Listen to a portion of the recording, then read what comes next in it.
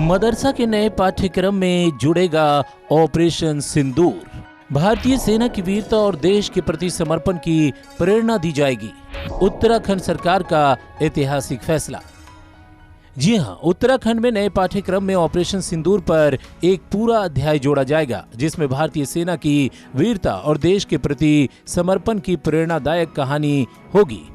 राज्य के 451 पंजीकृत मदरसों में वर्तमान में 50,000 से अधिक छात्र पढ़ाई कर रहे हैं, जो अब इस नई पहल के अंतर्गत देशभक्ति से ओत-प्रोत इतिहास से रूबरू होंगे।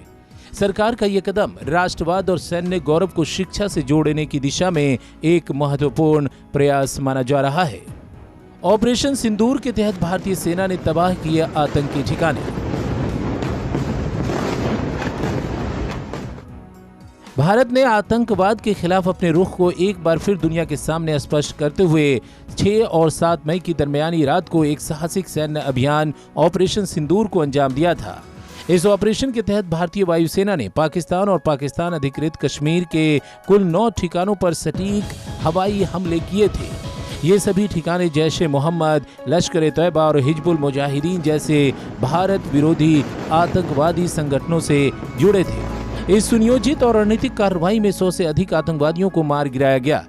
ये सभी आतंकी गुट भारत के खिलाफ आतंकी हमलों की योजना बना रहे थे और इन्हीं ठिकानों से उन्हें प्रशिक्षण, हथियार और दिशा निर्देश दिए जा रहे थे। भारतीय खुफिया एजेंसियों से मिली पुख्ता जानकारी के आधार पर इन ठिकानों की पहचान की गई थी, जिसके बाद सेना ने सटीक लक्ष्य साधकर ऑपरेशन को अंजाम दिया।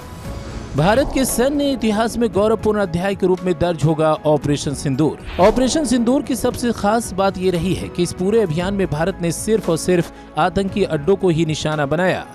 पाकिस्तान के किसी भी सैन्य प्रतिष्ठान या नागरिक ढांचे को कोई नुकसान नहीं पहुंचाया गया।